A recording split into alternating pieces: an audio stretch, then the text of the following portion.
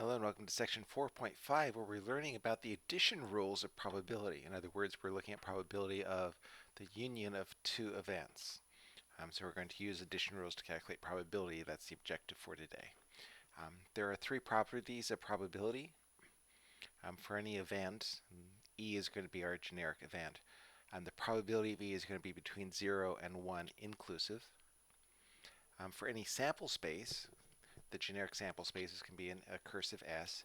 The probability of being an element of that sample space is 1, because remember the sample space is a set of all possible outcomes. And 3, for an empty set, the probability of empty set is 0. So the probability of nothing happening is 0. The complement is a very important concept that you're going to be using in Chapter 5. Chapter 4 really only has two concepts that are extremely important. One is complement. The other is going to be the concept of independence. Independence we're going to be using in Chapter 11, but complement we're going to be using quite a bit in Chapters 5 and 6. The complement of an event E is denoted as E to the power of C. It's not really a to a power of, it's just superscripted C. In some sources, this will be a prime. In some sources, it'll be bar over the E. I like the C. It's pretty nice. The complement of E is the set of all outcomes that are not in E. So describe the complement of each of the following events. A red card out of a standard deck of cards. The event is choose a red card, so the complement will be choose a not red card, which means the complement is going to be choose a black card out of a standard deck of cards. Pardon me. Out of 31 students in your stat class, 15 are out sick with the flu. So the event E is being out sick with the flu. The complement of E is going to be not being out sick with the flu. So in this case, E complement will be able to attend class or not being sick. In your area, 91% of phone customers use Phone South. So the event is customer using Phone South. The complement will be customer not using Phone South. So the complement E complement will be customer using something other than Phone South. And that's what all of the solutions tell us. The complement rule for probability, and this is the most important part, is that the probability of an event plus the probability of its complement is 1. This is kind of like put a star next to it in your notes, circle it, happy face around it, because this we're going to be using a lot in Chapter 5. For some problems, and this is actually why we're going to use it a lot in Chapter 5, for some problems the probability of a complement is much easier to calculate than the probability of the event itself. This is especially true when you're dealing with infinite sets or infinite sample spaces. For these problems, you can calculate the probability of the complement and subtract that value from 1. Here's an example. You're worried that there is a 35% chance that you'll fail your upcoming test. What's the probability that you will pass the test? It's going to be the complement of failing, so it's going to be 1 minus 35%. If there is a 5% chance that none of the items on a scratch-off will be a winner, what's the probability that at least one will win? Well, at least one means the probability of a 1 or a 0. I'm sorry. At least one, that's the probability of a 1, a 2, a 3, a 4, a 5, all the way up there. So that's going to be 1 minus the probability of a 0. So here's the solution for the first. 65%, pretty straightforward. The second is much more complicated. Probability of at least one winner is 1 minus the probability of no winners. And we're told the probability of no winners is 5%, which means that the probability of at least one is going to be 95%. I do want to emphasize here, make sure you understand that no winners and at least one winners are complementary events. So pause until you understand that. Roll a pair of standard 6-sided dice. What is the probability that neither die is a 3? That's going to be pretty straightforward to calculate if you use complements. If you do it brute force, then you're going to have to list out all 36 possibilities and determine how many of those um, neither has a 3. Or we can just use complements. So these are the outcomes that have a 3. Remember, E is not having a 3, so E complement will be having a 3. So there are 11 elements in E complement, so the probability of being an E complement is 11 over 36. Therefore, the probability of being an E is 25 over 36,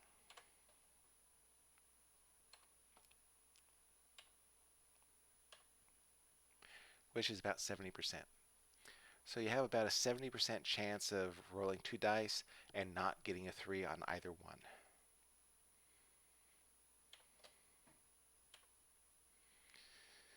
The addition rules for probability.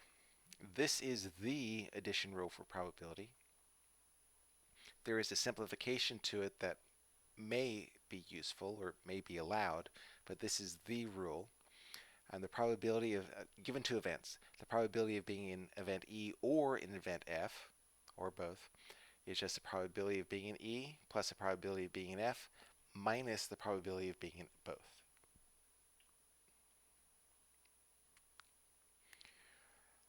Cerise is looking for a new condo to rent. Her realtor provided with the following list of amenities for 17 available properties. There's the list. Close to the subway was 6.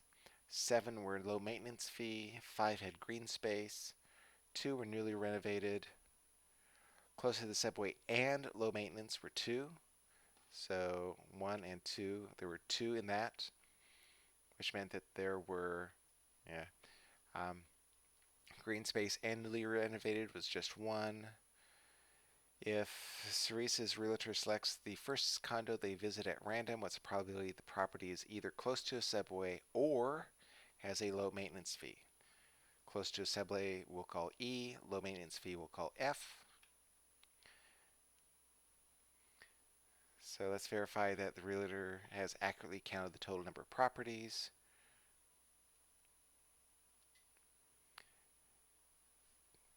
Remember, there were 17 properties. 6 were of type 1, 7 were of type 2, 5 were of type 3, 2 were of type 4, which gave us 20, but we know that there is a overlap of 3. And we were told what this overlap was. 2 are both low maintenance and close to a subway, and 1 is both newly renovated and green spaced. So 17 individual properties. We're going to use the OR. That tells us we'll be using the addition rule. E or F. That's equal to probability of E plus a probability of F minus the probability of both. There are 16 that are close to a subway, 7 that are low fee, and we're also told that 2 are both. So 6 plus 7 minus 2 is 11, so about a 64% chance.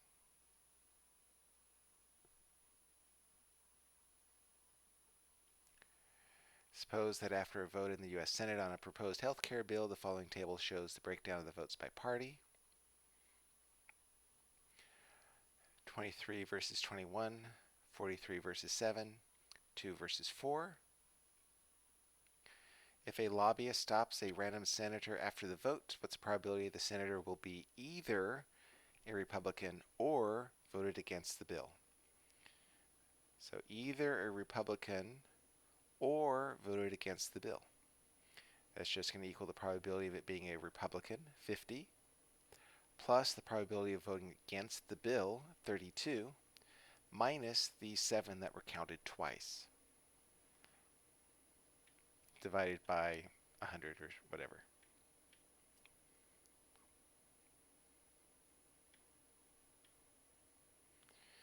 Republican voted against the bill, counted twice, gives us a 75% chance the lobbyist will have dinner with the senator he wants.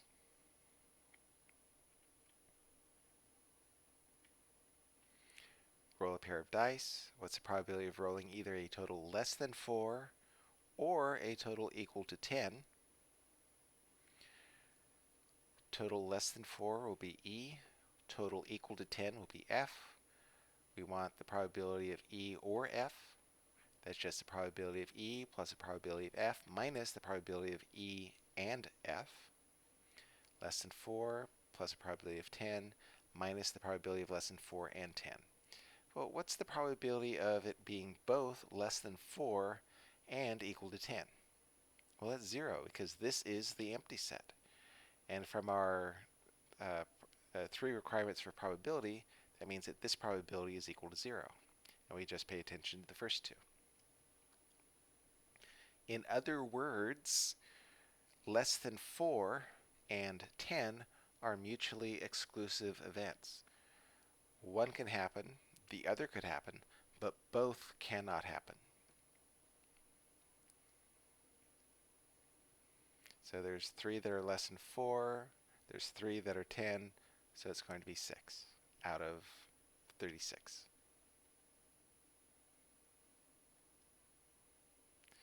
Again, the key, these two events are mutually exclusive, and that leads to a 0% chance of both occurring.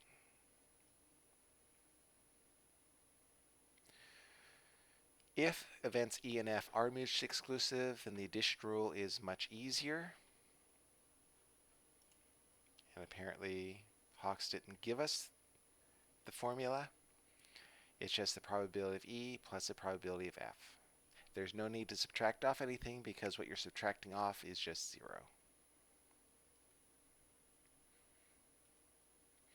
Caleb is very excited that it's finally time to purchase his first new car. After much thought, he's narrowed his choices down to 4. Because it's taken him so long to make up his mind, his friends have started to bet on which car he will choose. They've given each car a probability based on how likely they think Caleb is to choose that car. Devin's betting that Caleb will choose either a Toyota or a Jeep. Find the probability that Devin's right. And here's the probabilities that they've assigned. Probability of a Toyota or a Jeep. It's just going to be the probability of a Toyota plus the probability of a Jeep minus the probability of a Toyota and a Jeep. But that probability of both is 0 because he's purchasing his first new car. Only one car.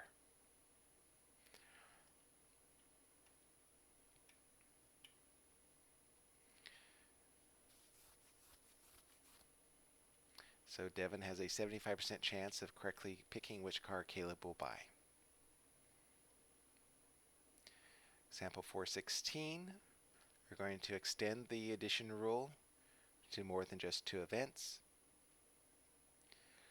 We got these probabilities, and we're asked what's the probability that the driver will refuel at Shell, Exxon, or Chevron? Shell, Exxon, or Chevron. These are mutually exclusive events, therefore the probability is just going to be the sum of the individual probabilities. The probability of the union is the sum of the probabilities, if the events are mutually exclusive. And that's the end for section 4.2. Again, don't forget to complete the quiz in Moodle, and for each of the questions, write something like, "This was not covered on the lecture." And that's it. Take care.